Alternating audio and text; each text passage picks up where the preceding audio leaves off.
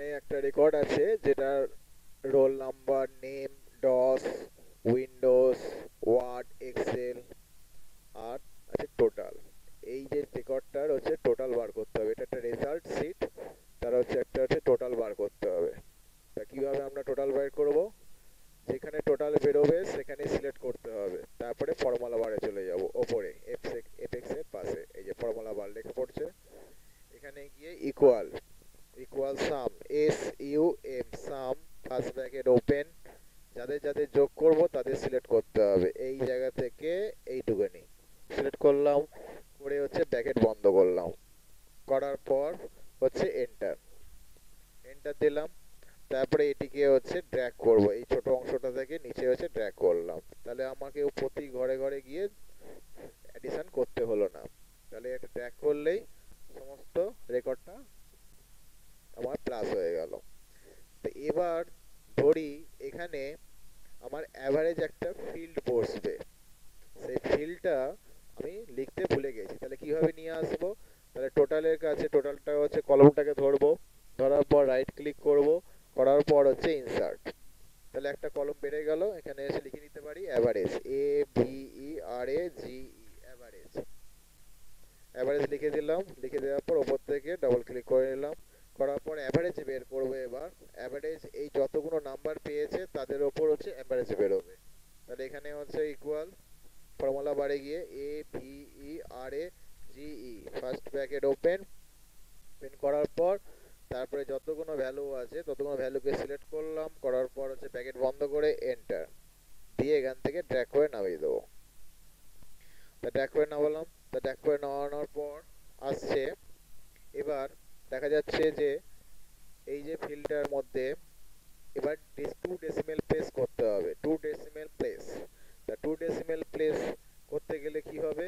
যেমন আছে 36.25, তেমনি হচ্ছে ওপরে 41.00 এইভাবে আসবে। তাহলে এইটাকে সিলেক্ট করতে হবে, সিলেক্ট করাই আছে বা সিলেক্ট করে দেখিয়ে দিলাম সিলেক্ট করাই আছে।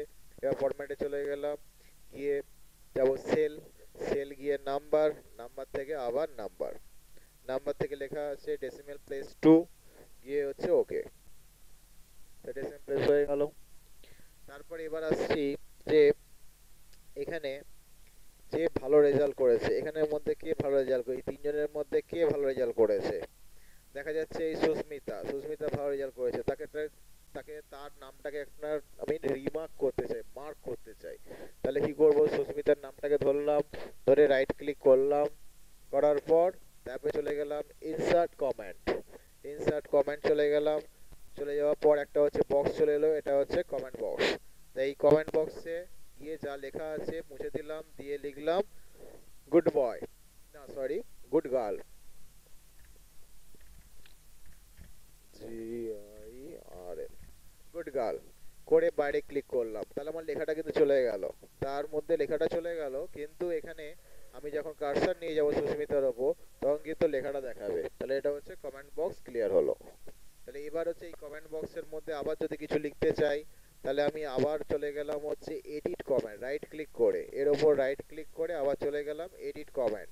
এডিট কমেন্টে আরো কিছু যদি লেখার থাকে তো আমি লিখতে পারি, যা খুশি লেখার থাকে লিখতে পারি। এই কমেন্ট বক্স হচ্ছে যত ইচ্ছা লিখতে পারি। এই যে অংশগুলো আছে পয়েন্ট পয়েন্ট করা আছে, এই পয়েন্ট ধরে হচ্ছে টেনে হচ্ছে বাড়াতে পারি। সরি, আবার চলে যাচ্ছি আবার এডিট কমেন্টে, এখান থেকে টেনে বাড়াতে পারি, কিন্তু অনেক বাড়বে, অনেক কিছু লিখতে পারি এখানে, তার সম্বন্ধে অনেক কিছু এখানে রেকর্ড হচ্ছে স্টোর হবে। গিয়ে আবার বাইরে ক্লিক করে দিলাম। এবার যদি এটাকে ডিলিট করতে হয়, এই সিলেক্ট করলাম, করার পর হচ্ছে ডিলিট কমেন্ট, ডিলিট কমেন্ট করলে আবার কমেন্ট বক্সটা চলে গেল। এই গেল একটা হচ্ছে অ্যাভারেজ আর টোটালের একটা রেকর্ড।